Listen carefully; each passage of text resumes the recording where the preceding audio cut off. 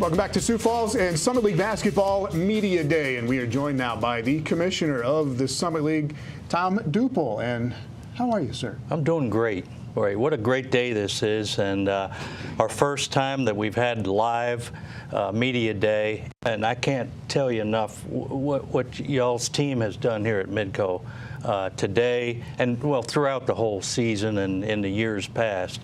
But it's just been super. The response from our coaches has been very, very positive. And, you know, a lot of our success in the league, and you've followed it for a long time, you've seen us grow. In turn, we've seen Midco Sports grow as well. Yeah. I mean, Tom, you have done inside the Summit League for us, you know, over that program for years, and it's been fantastic to see us grow as a league and to see Midco Sports.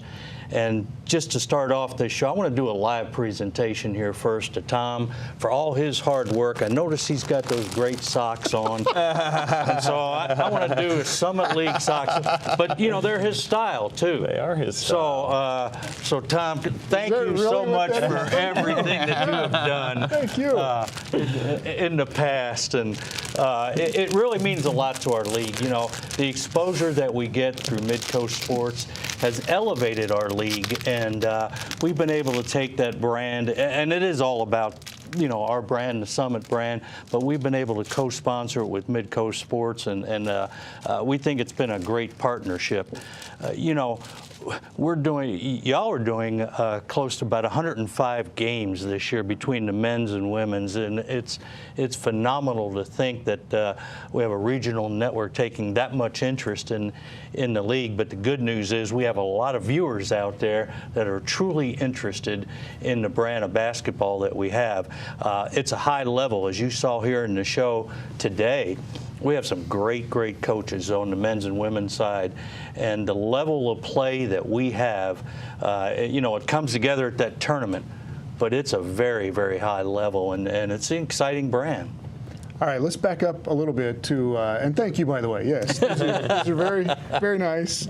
And coming up on almost a decade between the partnership with Midco Sports yes, it is. And the Summit League. But the Summit League made a huge move recently, moving the offices from just outside of Chicago to here in Sioux Falls. And people ask, why would you do that? What was behind the move to move the league office here to Sioux Falls? Well, when I started as commissioner, you know, 14 years ago, we were mostly had our institutions on the east, and when we made the decision to look up in the upper Midwest and bring in the Dakotas, we knew we were headed in that direction, and we knew that we would lose some of our eastern members, but we've gained, obviously, you know, a lot out here in the West when we went to Denver and Omaha and now University of North Dakota this year.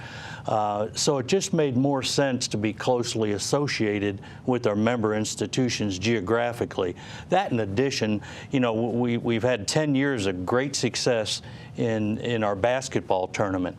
And now it gives us more hands-on approach. You know, we have 9 professional staff members here in Sioux Falls that are able to grab a hold of doing things in support of the tournament on the ground, and that really will make a difference in the future. So it is really combining where we're located geographically, our member institutions. I mean, we can drive to 5 of our members, which we couldn't do that, you know, in Chicago, and then, you know, being more involved in the tournament at the front end. Yeah, Tom, that's what I was going to ask you next about, is how does this move to Sioux Falls for your offices maybe help even grow the Summit League tournament in Sioux Falls even more? Oh, we definitely think it will help grow. I've been able to meet with our corporate partners who've been corporate partners with us for, you know, for 10 years, but to be there at the front end now face to face with them, it's been refreshing.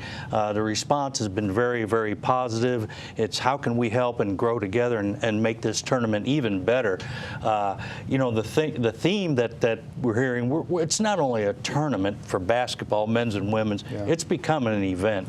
It's a social event, and that's what we want to continue to do and do a good job of it. Talk about, we've got some different ticket packages that are available, I think, right now, right? Or maybe tomorrow. There's a new 2-year ticket package that I know you wanted to mention. Right. What's going on with that? Right. Who would ever thought that, we'd be in our second year, selling 2-year tickets, ahead of time, but starting tomorrow. You said you knew that was coming. Well, I had hoped it would be coming, and the interest there is really good. Starting tomorrow, we go for 2-year ticket sales for 20 and 21 seasons. So if you want a lower bowl ticket, they're going to be available, and encourage everyone to get their tickets for the following seasons in 20 and 21. The ticket sales obviously for the upcoming 19 season are very strong as well. So to be able to facilitate that 2-year ticket plan, I can tell you, I don't know any other league in the mid-major and even in the Power Fives that are selling 2-year tickets. It's a credit to our fans and to the interest that we have here. Another thing you've put together just this year for basketball is a summit against the WAC, the Western Athletic Conference. Basketball head-to-head matchups. This is something you've kind of been working on for a while too. That sure have. Got done. As you look at non-conference scheduling, there's not a lot of mid-majors playing each other in these challenges. They're difficult to coordinate and to make happen. This will be the first of 2 years against the WAC schools, and it gives us that us versus them attitude. And we start anywhere from November 6th all the way to December 20th in playing against WAC schools. It's a great challenge. It gives our teams a home game one year or an away game the next. We think it's very positive. And I would just say that stay tuned in the next couple months, and we're going to have some more news on some other challenges that we're working on. So I think that's going to be very, very positive for our basketball programs. You know what they are? You're just not telling us? Absolutely. Not until we sign the dotted line. But, we're in talks with some other mid-majors, and I think it's going to be very positive for our future. We're not only going to do possibly what we have with the WAC is one home and one away game during a 2-year span.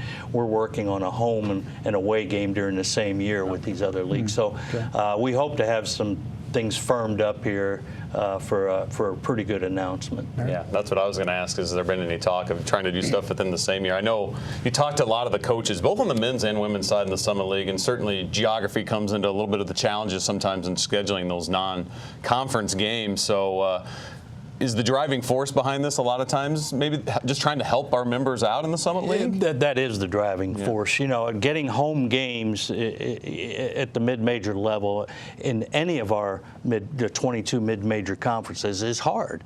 And when they play the guarantee games and such, but getting home games, and then when you're, geographically, you don't have a lot of members, Division I members readily available. So I think that providing that service for our members is important, but it's more important, we start winning those games too, and which I feel very confident that we're going to have a very good showing too. And I know you do this, you compare a lot to these other mid-major conferences that you're talking about. And not to puff out your chest, but the Summit League, especially in the sport of basketball, is one of the top mid-major conferences in the country. It just is. We've really made some strides. Our men and women's programs have made some tremendous strides in the RPI. And now this year it's going to be new with the NCAA's new evaluation tool, the NET, that will be following on a weekly basis. But you always want to compare how we are with our peer conferences.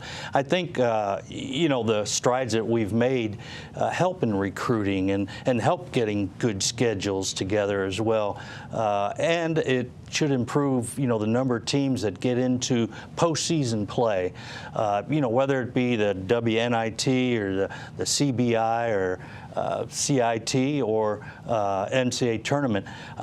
The number of postseason programs that our men's and women's team continue to grow each and every year, and the success that we've had, that's how we're measuring it as well. All right, last thing, you guys, you're still kind of settling in Sioux Falls. You have an office down on 69th Street in the south part of town. Right. Eventually, you're going to be out by the Sanford Pentagon at some point. So Yes. you're making that transition still, right? Yes. One of the tough, to say that transition has been easy is it hasn't been. We had to hire 6 of new 9 staff members, 6 of 9, and we had some staff members that could not make the move, and that's always difficult when they've been very loyal and worked hard for the league and just weren't able to come here to Sioux Falls. But the 6 that we've hired are fantastic. We think we have a really, really good staff right now. Making that adjustment, all the way from getting desks and chairs and copy machines and phones working, and everything has been a challenge for us. But I think obviously, we get through these first couple months of transition will be great. For me personally, it's been really good here in Sioux Falls. I've tried every Chislic that's available in the city, and will continue to do so. So we're a big food group in the Summit League as well.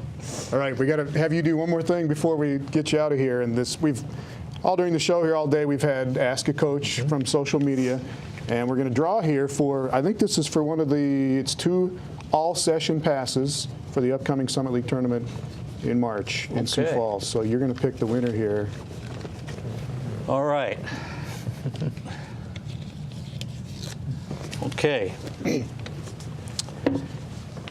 Geez, it's Mark Powell from Sioux Falls, huh?